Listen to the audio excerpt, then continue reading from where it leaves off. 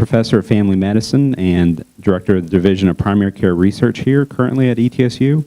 She got her Doctor of Philosophy in Clinical Psychology in Auburn University with a specialization in Child Clinical, Master of Science in Clinical Psychology at Auburn University as well, and a Bachelor of Science in Psychology and Communication at University of Pittsburgh. She's held a number of different roles, Associate Professor in Psychology and Assistant Professor in Psychology as well at ETSU, Co-Director of the East Tennessee Southwest Virginia Predoctoral Psychology Internship Consortium, as well as Director of the Southern Appalachian Children's Behavioral Telehealth Clinic. She's been an adjunct professor in psychology at the University of Alaska, and also Director of Behavioral Health Clinic's Outreach Program at Monroe Meyer Institute, Department of Psychology, and University of Nebraska. Dr. Jones? Thank you so much for that. And I don't sound as ominous as you did. You sounded really ominous on this. I think I'll stick with it. I was going to bail on the microphone, but I like how I sound. And just so for those of you who don't know me, I have like alter egos, and so I am Dr. Polaha at work, and I go as Jodi Jones in my private life. 2 names, 2 totally different people. So you'll have to meet me in both settings. And my work has mostly been in pediatric psychology. However, in the last several years, I have expanded to working in family practice and in the Department of Family Medicine. And as a clinical psychologist, was trained to work both clinically and as a scientist or as a researcher. Clinical psychology as a field is designed to train practitioners and scientists both. And that comes into play in my motivations and kind of inclination to prepare this material today. Actually, it's twofold. The first motivation came on Friday, December 14th, 2012, when I attended early in the morning an assembly at Southside School where my second grader and his schoolmates sang a song for all of the school community of parents and students, and my sweet boy is in the back row with the red jacket on. They tell me I have a pointer. This seems like the best time to use it, to point out my kid. He's right here. And they sang this beautiful, cute song, and it was lovely. And then I went to work and opened up my computer and looked at the faces of children just like the children I had just left, walking out of their school horrified, and of course learning about the deaths of 26 people in an elementary school just like the one I had just left. And of course, having concerns about my children's safety and being suddenly very alarmed. Where previously I was kind of alarmed, I was suddenly very alarmed. And so for me personally, that's kind of when the issue really became something very pertinent and concerning. And again, as I said in the beginning, introducing myself as a scientist practitioner, I kind of thought, well, what skills can I bring to bear on this issue that's concerning? Well, I've spent a lot of time in pediatric psychology, and so I know lots about schools and kids and things like that. And that field certainly includes work in the area of prevention science. And since I was trained as a researcher, I know how to read research. I know how to think about empirical findings and apply them to issues of public health. So maybe as like a side hustle, because I have all of my own research and things I do that are not this, I could just kind of, get into this literature a little bit, learn a little bit, and do just some education around what we know. This is particularly important to me given the kind of corners that we have in the political debate about guns, where folks don't look at the data. They just kind of run to their corner. And there's plenty of information out there that is not coming from a scientific source. And so obviously science is something I value, and I feel like I can bring it to bear. So I say all of that as background, but also as sort of a disclaimer in letting you know that this is not my area of research. I haven't spent 20 years on this. This is something I put together because I felt like a smart person who could put it together, and I care. And so take that as you're as I'm walking through these slides. I felt like I was someone who could read the literature and understand the literature and make some kind of common sense application of the literature without taking all of the politics and running to corners into play. So here's some data, and this is important epidemiological data just to help us all get our heads around the problem, but I also hope it shows the spirit of empiricism that I bring to bear on the subject. This is every day in the United States, 96 Americans killed by guns. Most of those are suicides, about 60 of them are suicides. The rest are a combination of homicides and unintentional deaths. 4 of those are children. In fact, gun deaths are the 3rd leading cause of death among children. Gun-related injuries are the 2nd leading cause of injury among children. And of course, injuries far outnumber deaths. I think that injuries by guns are an underlooked area.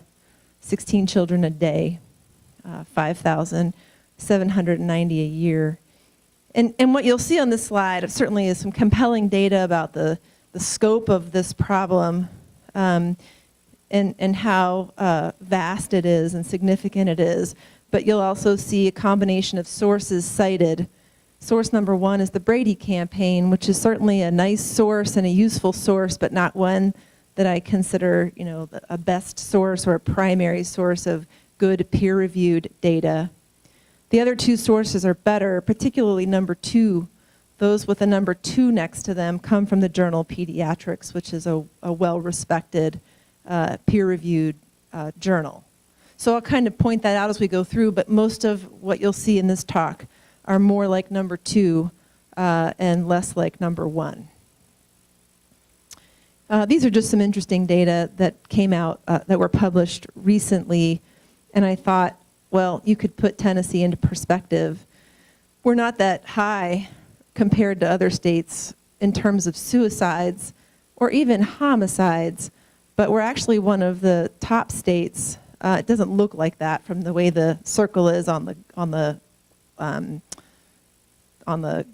key, but we're actually one of the top states, top 10 or top 12 or something like that, in terms of rates of all firearm deaths, which in this case include all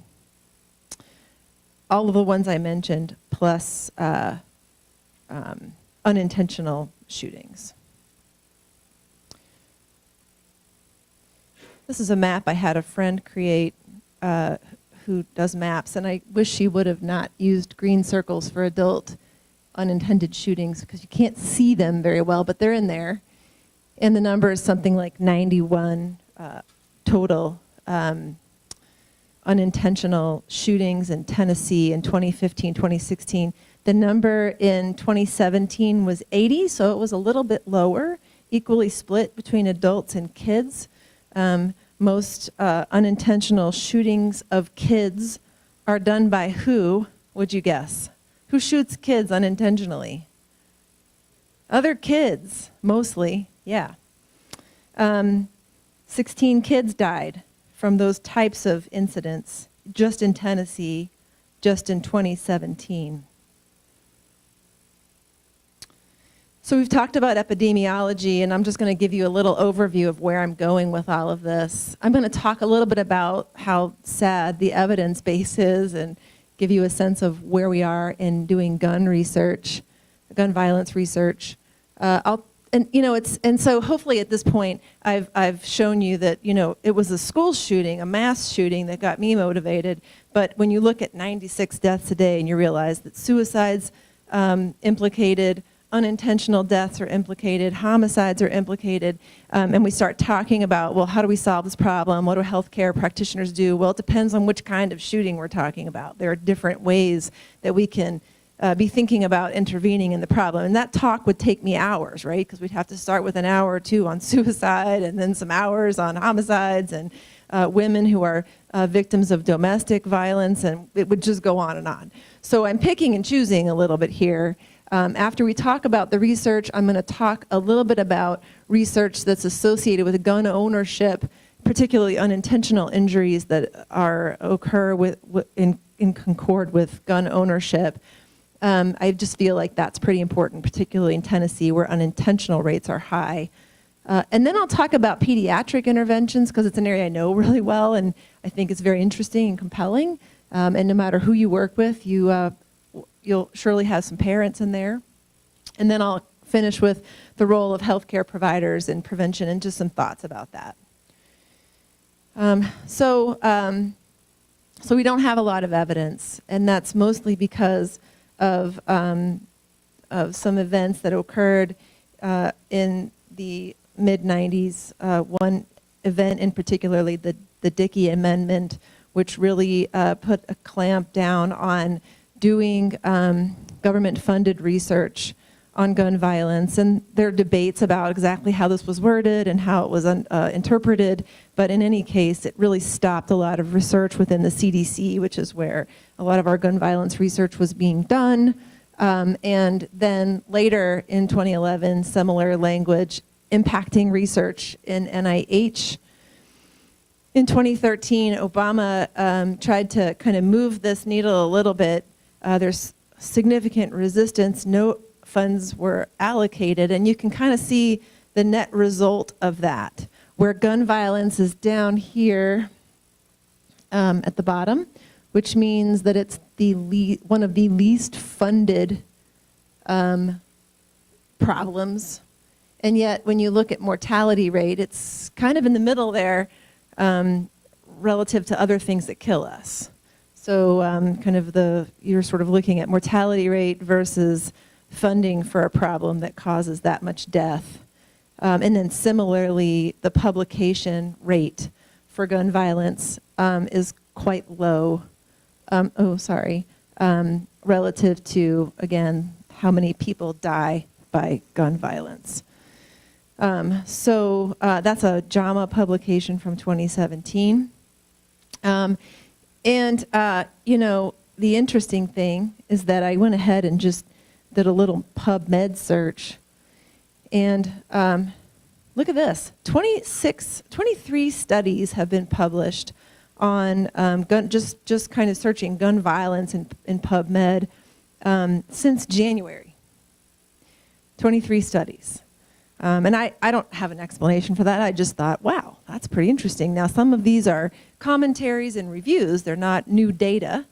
But still, there's some new data in there. There's some good commentaries, some people sort of pushing the envelope a little bit on doing more research.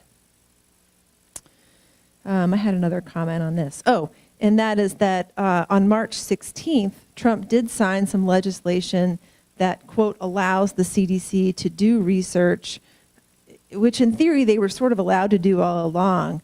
The important part of the initial sort of Dickey Amendment stays firm, which is that they want the CDC to bring data to legislators about what might be safe and effective, just like the CDC does with other public health problems, but not use their voice to promote gun control or lobby or do anything like that, which is kind of sort of what stopped all of the work the CDC was doing in the first place. But it seems like it's better articulated now, and from what I'm reading, people are optimistic about that language, and it's starting to kind of crack open some opportunities for more research in this area.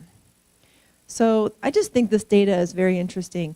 This is a study that was in Pediatrics a really long time ago. We need more studies like this. And it's just 424 parents of kids 4 to 12 reporting on a 20-question survey what they do with firearms in their home. And the danger zone is the people in purple. And those are the people who are keeping loaded and unlocked firearms in their homes. About 13% of these parents reported that. And that's pretty consistent with what you'll see in a minute on some old Tennessee-specific data. So just thinking about that as a parent, a little more than 1 in 10 homes that your child visits, a little more than 1 in 10 cars that your child gets into, that sort of thing. Another interesting aspect to this study was that 23% of parents believed their child could be trusted with a loaded gun. Those are the parents who, I'm sure you have heard parents talk about this, have trained their children around guns, have talked a lot about how to use guns and how to be safe around guns with their children. And we'll talk more about that when we get a little further along here. This is the data I told you about. You can't see anything on this slide at all. But trust me, that's a list of the states down the left. Tennessee is the one in the red box. It shows about 12% of families are living with loaded firearms in their home. And it shows the unintentional firearm death rate in Tennessee is one of the worst rates nationally. And I think that those maps I showed you in the beginning kind of lend some more support to that idea. So another compelling finding from the study is that in states where fewer gun owners store guns loaded, rates of unintentional firearms deaths are lower, which is not very surprising, I don't think anyway. Okay. So there have been quite a few questions about whether storing guns for the purpose of self-protection is a good idea. That's the idea, right? That's why people have loaded guns laying around, and in particular, not locked, right? Because how are you going to have time to defend yourself if you're unlocking your gun or loading your gun? The idea is to have it handy so that as soon as an intruder shows up, you're like right there. And so the question is that good? Does that work? Do people manage to pull that off? This is one study that tested the hypothesis that private firearm ownership at the state level, kind of state by state, serves as a deterrent to criminal activity. And they used firearm ownership. They studied firearm ownership using a self-report survey and then compared that to crime that's measured by official law enforcement agencies and reports. So they're kind of looking at those two sources. These results don't support the hypothesis that keeping a firearm in your house is associated with lower firearm-related assaults, robberies, or homicide rates. And in fact, they found evidence to the contrary, that states that had greater levels of private firearm ownership actually had greater rates of firearm-related violent crimes. Some other similar data that shows some of the same stuff. This one is from Fliegler et al. In a not too old JAMA article. And it's looking at all firearms deaths, not just unintentional, but the idea that the more households that own firearms in a given state, the more firearms deaths that you see. In Tennessee is up there in the top third or so. This was an interesting study, the same study by Fliegler that I just showed you. They actually listed out all of these different legislative intents in categories and kind of gave them points for how restrictive these gun laws are, so that they would be able to score states by all of their legislation and how restrictive they are in terms of gun control. So very restrictive states like California, for example, and then least restrictive states, which Tennessee is one of. And so after they did that scoring process, they were able to look at mortality rate by legislative strength score. And of course, what you're seeing is that the more restrictive legislation, the states with more restrictive legislation had lower mortality rates. I would say it's not a perfect relationship. It's not a super strong correlation, but there is some relationship.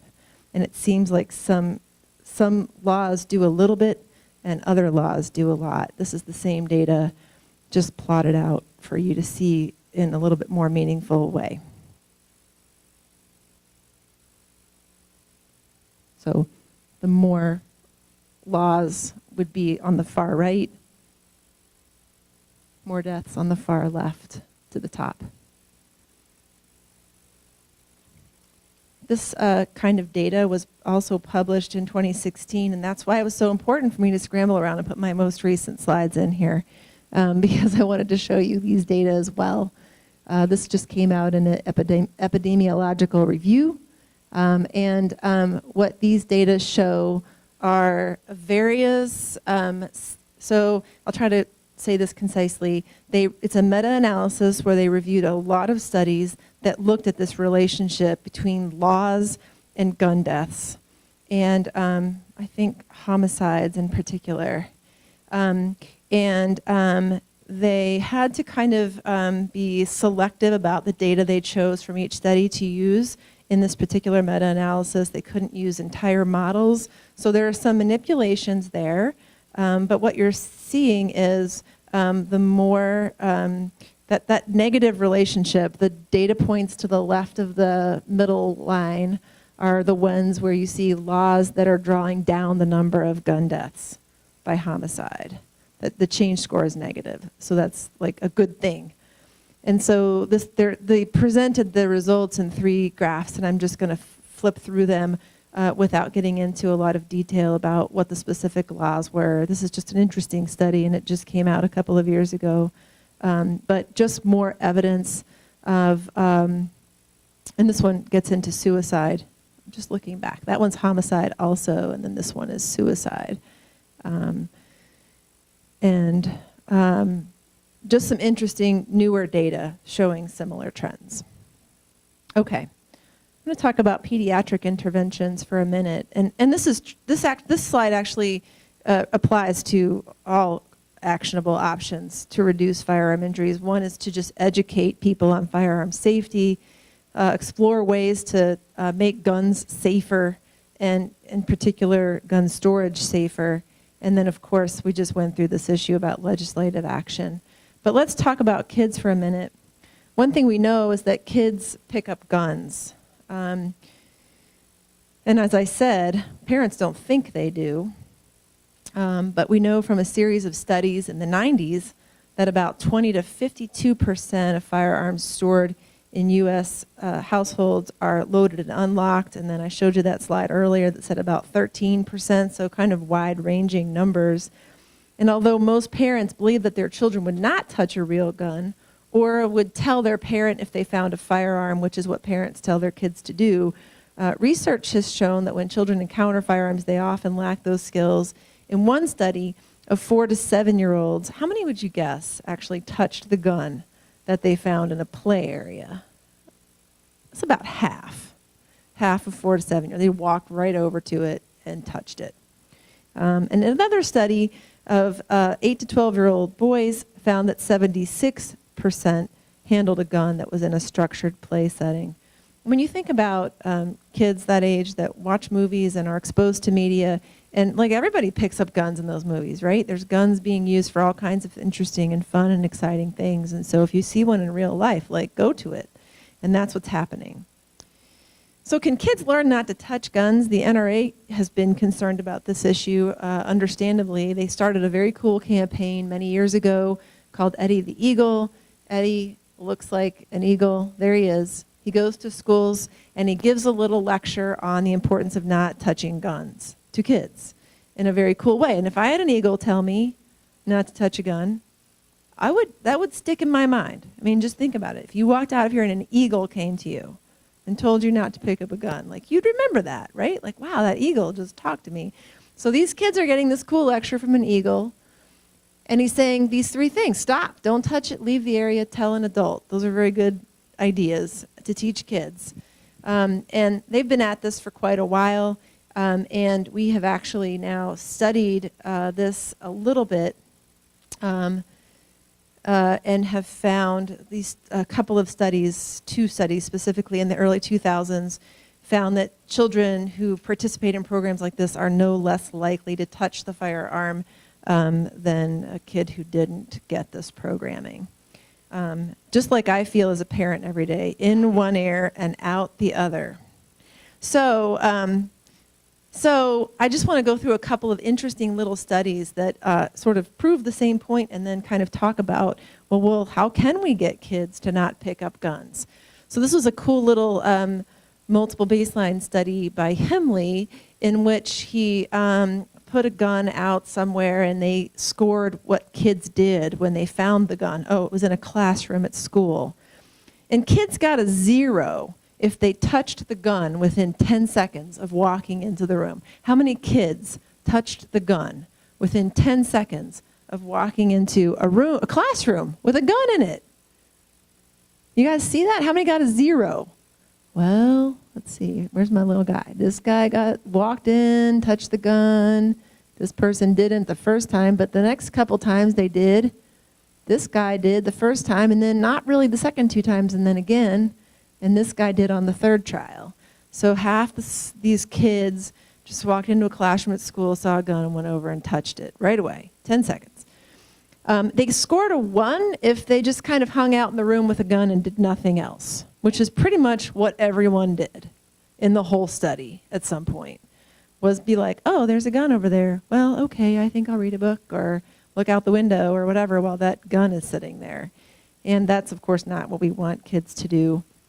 So what Hemley did was he did a elaborated behavioral skills training program modeled after Eddie the Eagle, so the same skills. If you see a gun, don't touch it, leave the area, tell an adult. But rather than just lecturing them with an eagle, they actually went through some processes with the kids. They actually sat the kids down and modeled it. They had each kid role play. So they put the gun out and had the kids kind of practice coming into the room, seeing the gun on the classroom desk, saying, oh, wow, there's a gun there. I need to leave the area, leaving the area, and then telling a teacher, there's a gun in there. Actually physically practicing that. And what you can see here is that for some kids, that worked out. So this kid right here flunked miserably immediately after training. This little arrow means that they kind of like came out of because these are all little trials where they put guns in the kid's natural environment and they see if the child responds how they're supposed to. So where you see an arrow is where they come out of the closet like, yo, dude, we went over this. What are you supposed to do? And they walked them through another practice. So this kid, after being, surprise attacked, actually did much better, right? But look at like some of these other people. Like this kid, 3 arrows of walking into a room, having someone pop out of a closet and go, no, you're supposed to leave and tell an adult. And they only got it down once. This person never got it, this person never got it. This is a really sad situation right here. Here's another one. And those of you in the room who work with kids like totally get this, right? So I don't know what this tells you, but to me, this is not good. They were eventually able to, with lots of in situ training, like right there, doing a lot of rehearsal and practice, get more of the kids, not all, but more of them up to speed on not touching a gun. But it took quite a bit of repetition and practice. They were able to show with in situ training, like right in the room, kind of coming in every time and practicing, they were able to keep kids from touching guns. It's a very labor-intensive strategy, and it's not foolproof. This was one where they trained parents to do that very same thing with 2nd and 3rd graders and showed some good results, not perfect, but good. They also did a comparison of behavioral skills training versus Eddie the Eagle's program. And they did see a significant difference when you were looking at finding a gun in a real world situation. So that in situ training, that behavioral skills training seems to be pretty effective or more effective than just a verbal lecture style learning situation. And I would say that Miltenberger and his colleagues who do this research, they also do it on stranger danger and a whole bunch of other things that we try to coach our kids to do when we're not around, and have found similar results across a range of safety-related behaviors. Still, I don't know about you. First of all, this type of an intervention is really tough to implement. You can get parents trained up on how to do it or teachers trained up on how to do it. You got to work in small groups. You've got to do a lot of trials. You've got to hide guns around and surprise kids and make sure they get rehearsal. And I didn't see any long-term follow-up data on those studies, but imagine, 6 months down the road, you probably got to go over it again because like that kind of stuff doesn't stay top of mind. So I think that even though the results are positive, the dissemination problem is, I'm not optimistic about the dissemination of a strategy like that, getting everybody on board to walk their kids through that. And so to me, it seems like maybe one of the better public health interventions that's out there right now is the Be Smart program that's being disseminated by Moms Demand Action, which again is this is not an evidence-based approach. It's just one that to me feels like it might have more potential for impact than trying to get every single kid through a behavioral skills training program with in situ training and multiple prompts and hiding guns and trying to repeatedly rehearse the behavior. Are you with me on this? Where this is more about educating parents, about securing guns, about modeling that behavior in your community, about asking other parents, say, my kid's coming over to your house, just wondering if you all have guns, how you store them. That's just an issue for me that is a concern. What do you guys do? That's great, thank you. And then being aware of the risks of teen suicide, because many parents who are storing guns for self-protection don't realize that that's a huge risk to an adolescent that's living in the home. Having said that, I think this is a really cool program, I do have a personal cautionary tale around this one. It's really tough to impact all environments, and I do think that if Be Smart and programs like it, where parents just get super savvy about talking about guns with other parents and kind of could have like sort of a wide public, sort of like wearing seat belts, it just becomes normative, and maybe there are some laws about it, I think would be a good way to go. Guns are so pervasive in our environment that it's quite hard as a parent to always implement that rule of asking people, do you have guns in your home? Like, where are they stored? Is it going to work out? My kids are coming over. And the story is that not too long ago, my husband was at a trampoline park with our two boys who were 9 and 12, and met up with, randomly, ran into another parent with 9 and 12-year-old boys that are friends of ours. They all play soccer together. They're all together. Those parents, wonderful people, mom's a teacher, people we've known for a little while and trust and respect very well. The mom said, you know what, I'll take the kids and grab a pizza and do something and then bring them back to your house, which if you're a parent, you have two boys that are 9 and 12 and someone offers to take your kids for an hour or something, it's always like, yes. And so my Steve was like, yes. And so she did. The boys got in the car. She ran over to Little Caesars and jumped out to go inside and grab the pizza. And while she was inside grabbing the pizza, one of her boys opened the console in between the two front seats, and that was where the loaded handgun was stored.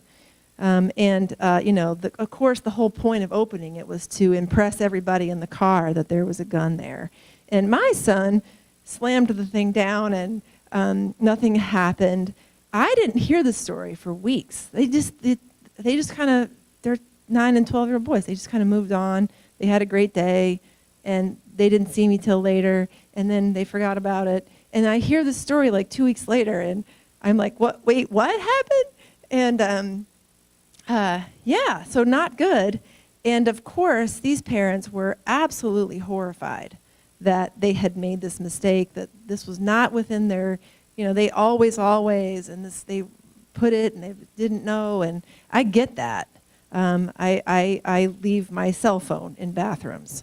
So I understand how, and I never leave my cell phone in a bathroom until I do, but that's where we are with this. And I'll just say that, it was one of those quick decisions to pass my kids off at where we just didn't think, like, oh, you're going to be in the car, this person's car for 15 minutes. Like, do you have a gun in there? Like, that's impossible to ask that question every time.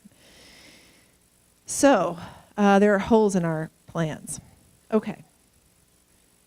I have no idea what time it is. What time is it? Let's see if I have a phone right here. Oh, I'm doing okay. Okay, so role of healthcare providers.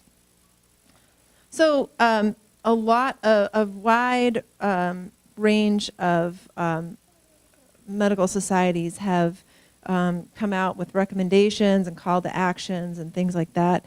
This is 8 medical societies that kind of pulled together to publish a list of recommendations, including the AFP, the American Academy of Pediatrics, Emergency Physicians, Congress of Obstetricians and Gynecologists, American College of Physicians, Surgeons, American Psychiatric Association, and the American Public Health Association. And the American Bar Association, which is not really a medical society. But anyway, so these are the things that they recommended healthcare providers consider standing behind. You may know that Florida had a gag law until recently. I think it was just overturned about 2 years ago, a year and a half ago, where Florida physicians were not allowed to counsel patients or ask questions of patients about gun storage, but now they can. So these are areas where healthcare providers are asked to consider advocating. I know a little bit more about the AAP, and these are some of the things that they focus on. The AAP has come out with quite a few strong statements about gun violence in the last year or two. In particular, I like to focus on this area of physician counseling. I think any of us who have a role in well visits with patients, whether they be kids or adults, should consider just asking some questions about firearms and talking about health hazards related to firearms. I don't know how you would talk about it, but I might say something like, I'm sure you know, there've been a lot in the news lately about unintentional gun injuries and deaths from kids getting their hands on guns. How are you storing guns in your home? And not necessarily asking, do you have guns, but just assuming they do, because about half of Tennesseans do. How are you storing them? And maybe trying to talk with parents a little bit about their belief that their kids don't know where their guns are, because other studies have shown, and I don't have the reference handy, but there has been a study showing that parents who said their kids didn't know where the gun was, actually their kid did know where the gun was. And so just talking to them about that and the fact that research shows that having loaded guns in your house increases the likelihood of injuries or accidents. Just encouraging people to keep their guns locked and unloaded. Think about teen suicide and talk with friends that you're visiting, you or your child. I had read a very interesting article that was just published recently in the AMA Journal of Ethics, and it really supported all of the actions I've mentioned so far. So advocating and talking about prevention with patients and thinking about your role from a public health perspective.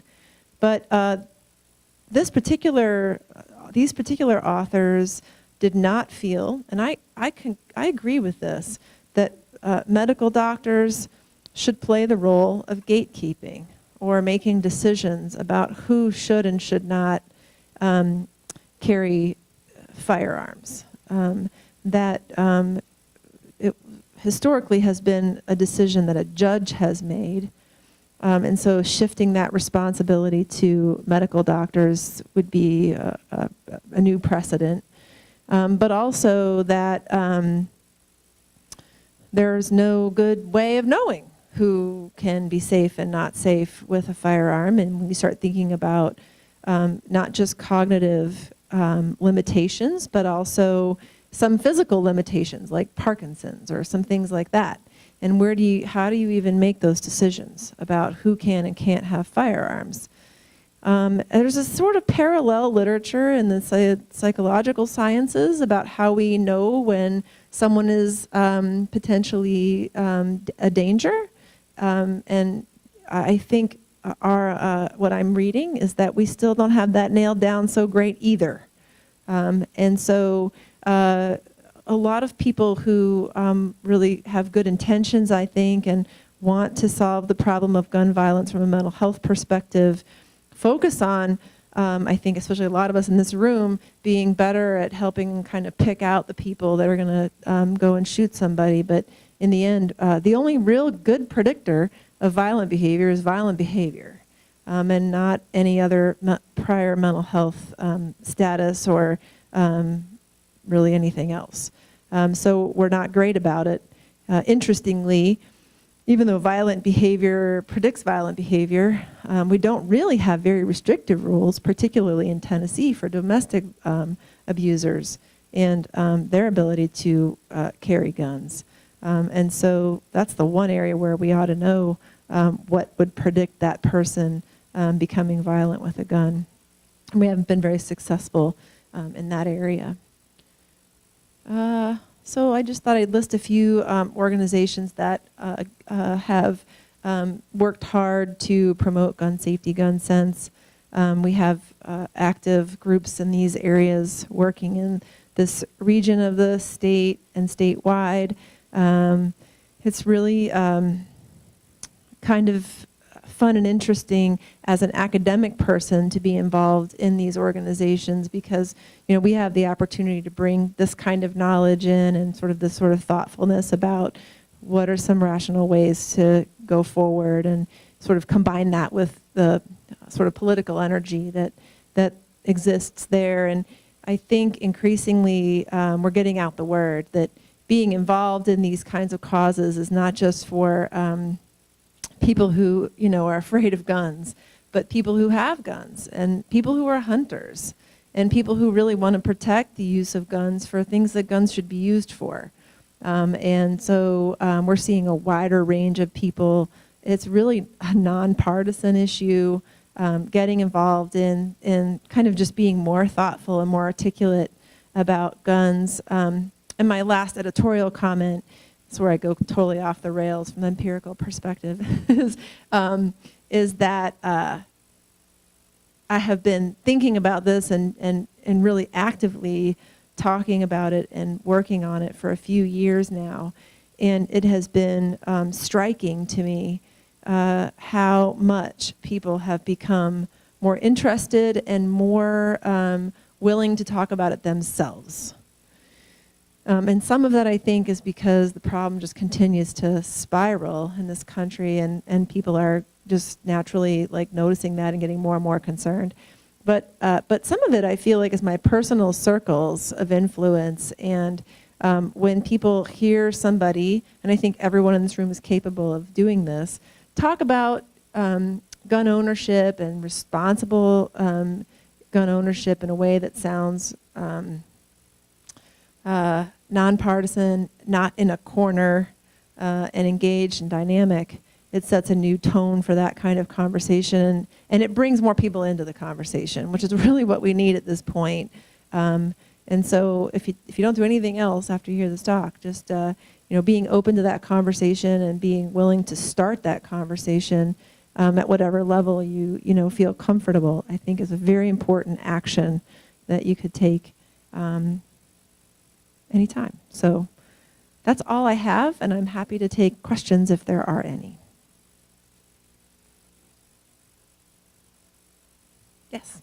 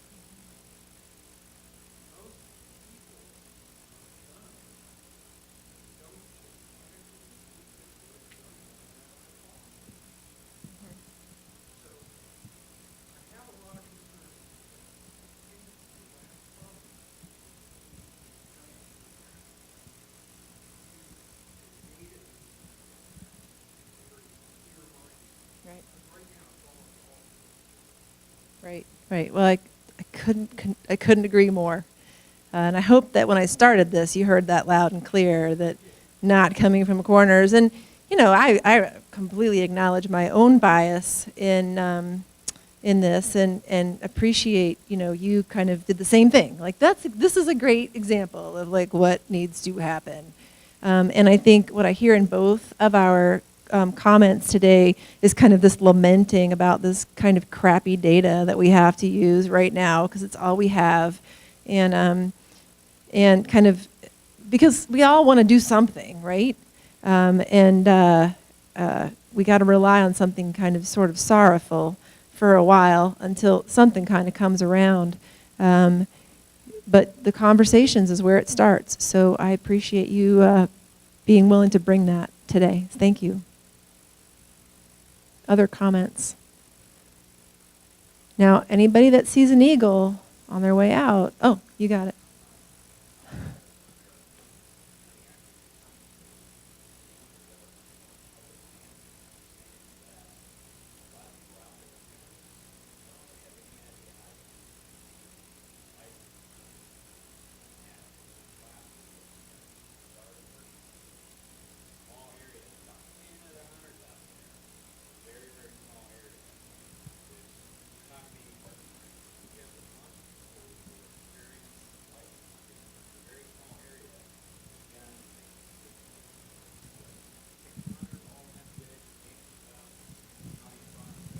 No.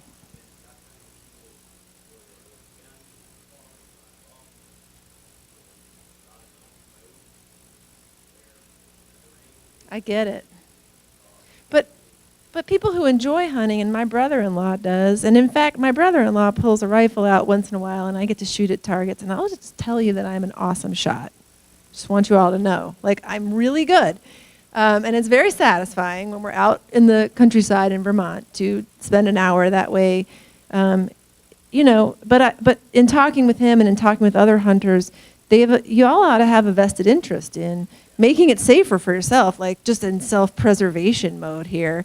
And then certainly thinking through some logical ways to legislate so that you can protect your right to hunt and not, you know, have all that kind of encroached upon by people on the other side just shutting everybody down. So there's got to be, we made it for quite a while having guns in this country and like not having an epidemic problem. So surely we can figure out how to get back to that.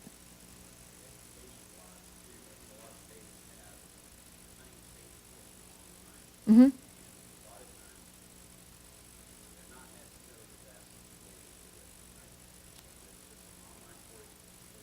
Sure.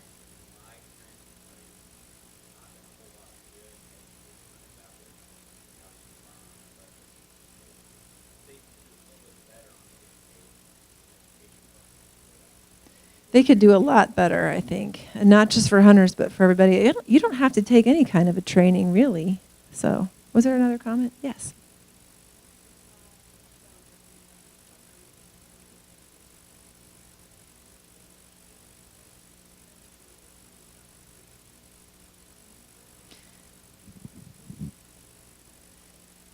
You know, that one kind of,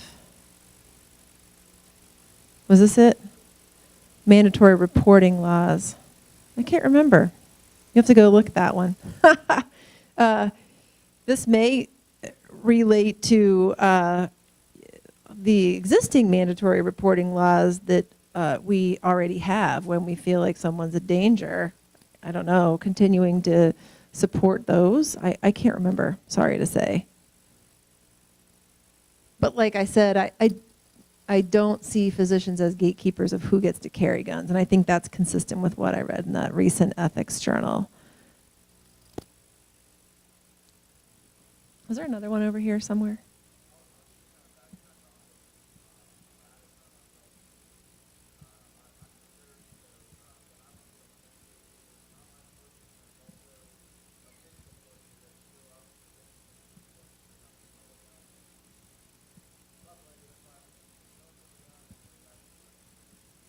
Nice.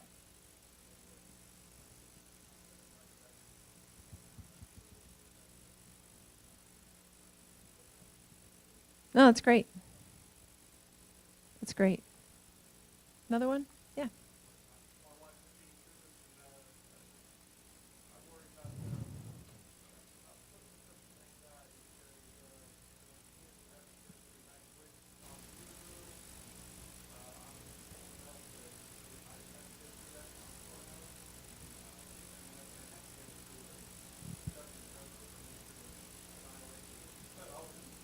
Right.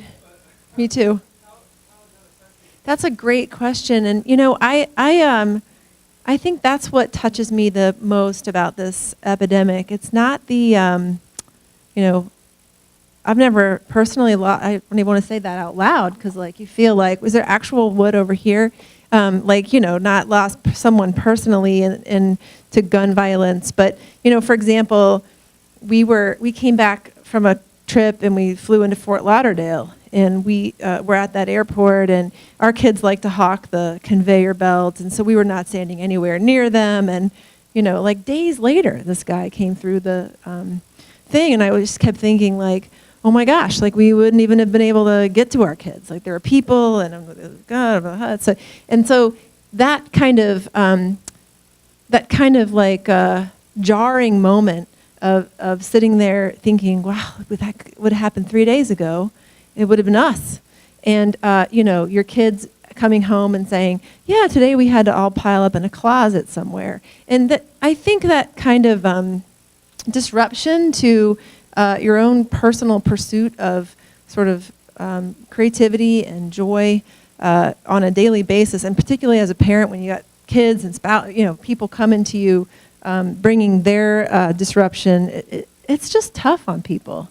And I don't know what I don't know that there have been any studies on how kids are experiencing that, but I would imagine it's terrifying in and of itself just to practice those kinds of drills. Yeah.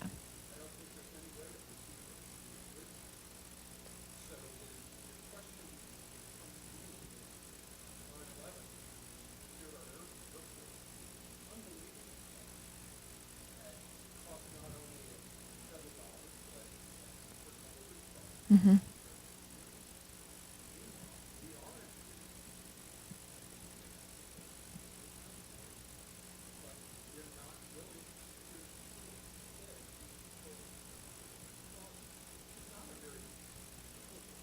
Mm-hmm.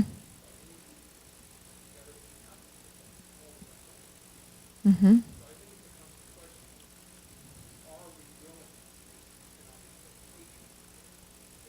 Mm-hmm.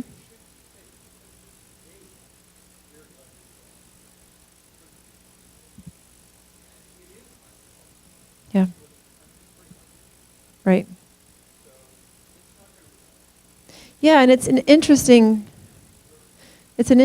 question even at the state level, because I think my understanding was that some gun legislation failed just the other day that would have allowed selected teachers to carry guns in schools. And if you're a person that just, like I said, my kids just got out of a car of a teacher who left her loaded gun in the car. And this is a woman who is more on her parenting game than I am. And I promise you, I'm on my game. She's really on her game. And this happened to her.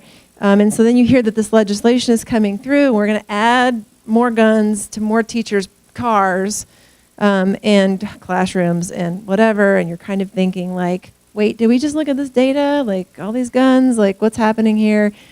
I think that I saw the statistic that it would have cost the state, and I wish I could say this for sure, $4 million to just go ahead and put a security officer in all of those schools, funding it, right?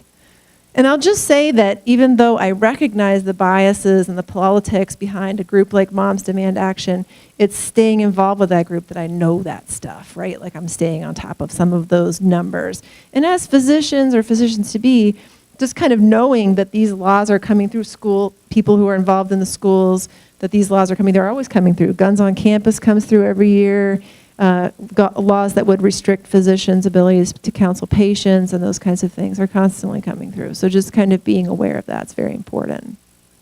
I think we're out of time. Thank you so much. Go have some lunch.